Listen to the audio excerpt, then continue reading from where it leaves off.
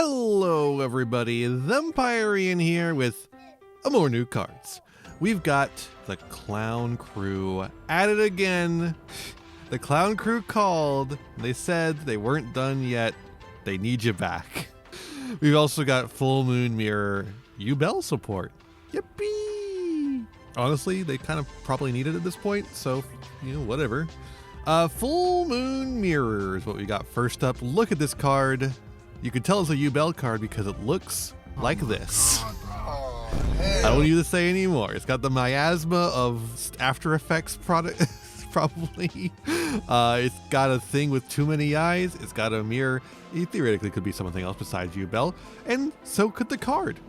It's a nice generic card that can do a bunch of different things, but has like a specific use case seemingly in mind. I like that kind of card, so here we are. Full Moon Mirror is a continuous spell card. You can only activate the second effect of this card name once per turn. Each time a monster is destroyed by a battle or card effect, place a full moon counter on this card for each. You can then remove full moon counters from this card and activate one of these effects. 1. Special summon a level 6 or lower monster, fiend, or fairy from your hand or graveyard. So this can also do stuff with Dark Lords and all sorts of things. Heckin' Hands, anyone? There's all sorts of stuff you could do. There's tons of level 6 or lower fiends and fairies. Does require a monster to be destroyed a battle or card effect, but yugioh does a lot of that. It doesn't say it has to be by your opponent's card effect, or it has to be your monster or anything. So there's all sorts of things you can do. Unchained, yugioh, Dark Lords probably destroy things. I don't know. All sorts of things. Level 3 Full Moon counters let you add a level 10 Dark monster from your deck to your hand. There's a really big yugioh for you. 5 gives you a special summon of a level 10 monster from your hand or graveyard. And that one doesn't have to be dark at all. It can be any level 10 monster that can be special summoned. You could even special summon a fucking Egyptian god, just not Ra. I think Ra's the only one that has a summon restriction.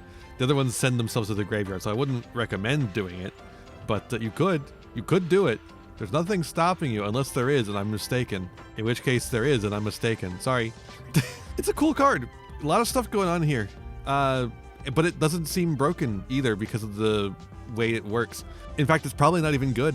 But could be extremely cool in domain format, in sealed packs or cubes or something like that. This thing does a lot of interesting things in lots of different non-main format ways. Hell, Genesis format might even have a place for this, especially considering that Final Bringer of the End Times is like a playable card in Genesis, right? There's your destruction right there. Interesting. Very interesting. All right, this Clown Crew. Just ignore this. Hey, editor, don't actually do this because this would be a real big pain in the ass, but you should replace clan with crew every time it shows up, because Yu-Gi-Oh are fucking stupid. I'm just gonna say it. I fucking hate the way Yu-Gi-Oh treats card names. First up, we have this little gnome. And before any of you say, yes, I know, the katakana is literally Kuran, something like that. I don't give a shit. We already know what these cards are called in America. They're called Clown Crew. It doesn't fucking matter what they're called in Japan anymore, because they're called Clown Crew here. Localization exists for a reason. Ha! Okay. Clown Crew hat. He does have a hat. You can't deny that. I don't like him. I don't like this guy. He's a level 5 light beast warrior pendulum effect monster, 1900 attack, 800 defense. So not normal summonable, so they're still not like... They do have like the way the card works, so you can tribute summon it on the turn pretty easily, because you can get the fuckers on the field and then tribute them. So I assume you could use this the same way. Let's see what's going on with its effects and see if this is the case. That's actually one of you doing that even. Who uses the pendulum effect of this card's name once per turn? It's pendulum scale 7, by the way. During your main phase, you can send one Clown Crew card from your deck to your graveyard, except for a pendulum monster if you do special summon this card. From deck to graveyard and not from extra deck, so keep that in mind. You cannot activate the effects of monster special from the extra deck or extra deck until the end of the turn, which turns off the... No, it doesn't. We established this last time. It does not turn off the effects of the monsters when you tribute them.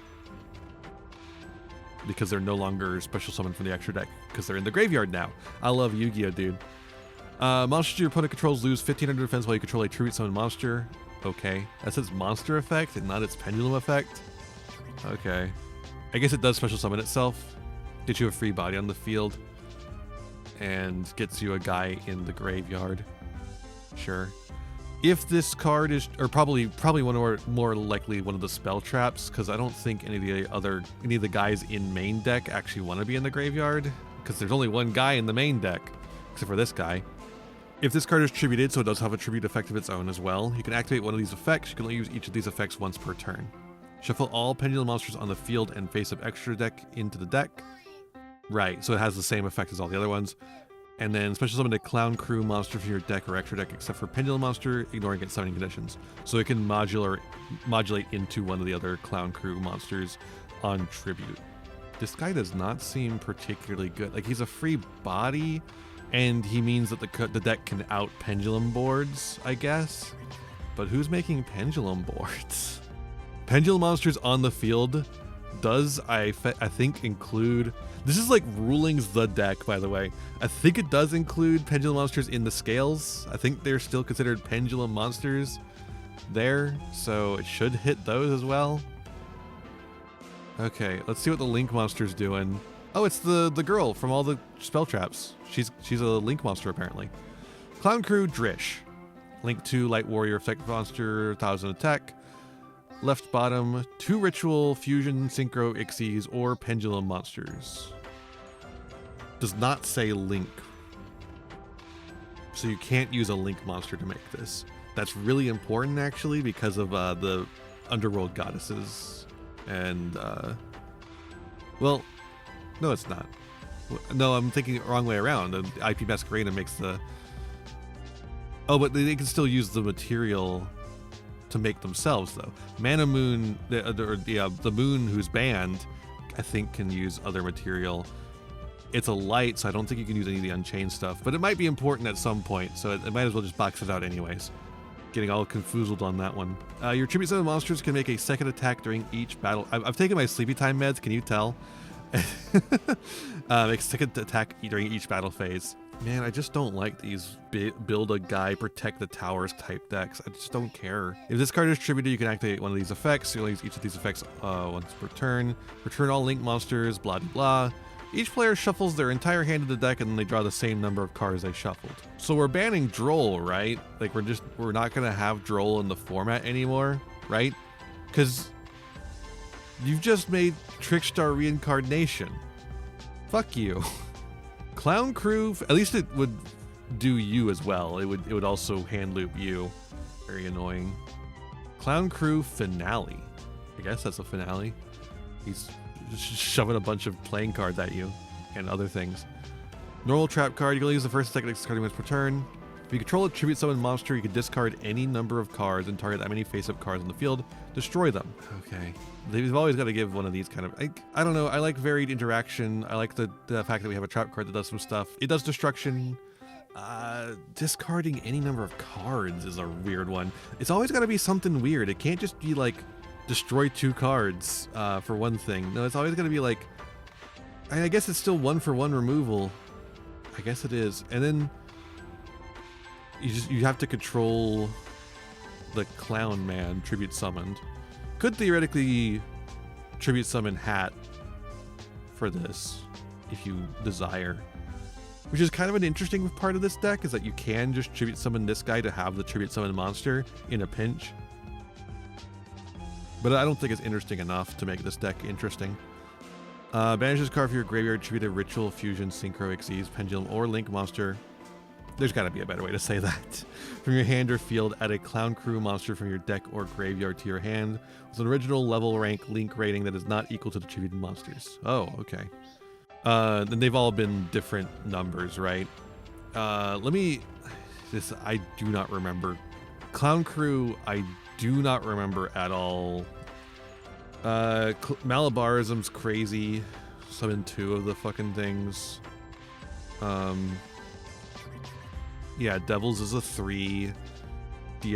Diablo is a 5. Flare is a 1. Meteor is a 6. And then we have the Link 2. Pen Scale 7. We're not counting the level here. We're doing Pen Scale 7. Do we have a 1? Oh yeah, we have the ritual one. Yeah, we have the ritual one. It's interesting that they've kept the frame like this, so you can actually see the whole frame in here. But as we all know, pendulum art actually continues out into here. You can see the little bit of the ball he's riding on right here, which makes it very easy to tell that he is in fact in front of the frame. Although obviously he's supposed to be in front of the frame. It's supposed to be a frame break without doing a frame break. But these are now like extremely awkward now that we have real frame breaks, right?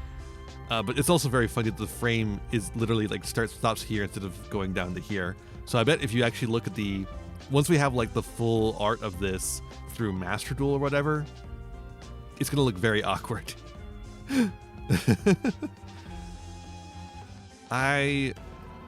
What to say about these cards? I don't care. I don't care about this deck. I think this deck is boring. Summons a bunch of fuck-ass guys who can't do anything on the field, and what they do is you quick face tribute Whiteface onto the field.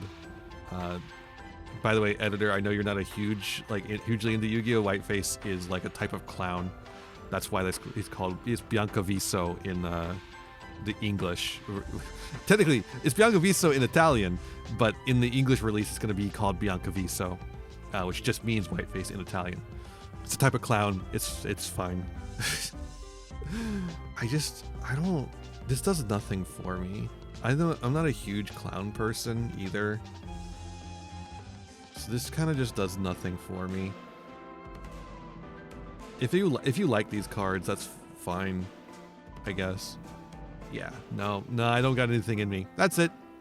All right, well, thank you so much for coming by. I hope you enjoyed this video of me kind of being disappointed in Yu-Gi-Oh! As a whole. Nah, not exactly Yu-Gi-Oh! As a whole. I don't like this deck. I don't think it's interesting. If you do, though, feel free to try and pill me on it in the comments. To let me know what you find exciting about it, so maybe I can find some joy in it. And I'll see you in the next one. Bye-bye. Hey there, thanks for watching. I hope you enjoyed this video. I've got a lot more for you if you want them. Just hit that subscribe button and ring the bell to get notifications. I'd also appreciate if you left me a like and a comment and maybe shared the video around with your friends. You can also follow me on all the usual social media sites. Just check out my website in the description below for more info. My videos are funded by my patrons, Ko-fi subscribers, and YouTube members, whose names you'll see scrolling by in these credits here. For just $1 a month, you too could find yourself here, trapped in my end screen for all eternity, among other benefits. In particular, I'd like to thank Jeremy Coatney, Frog Prince Michael, Fleakill, Haru Hayes, the Almighty Ferret Lord, Fire Mizumi, Beastman, Bryn, and Beelzis. A big thanks to all my patrons and to my little community as a whole. Remember to be kind to yourselves, be kind to others, and have a wonderful whatever time it is for you. Bye-bye.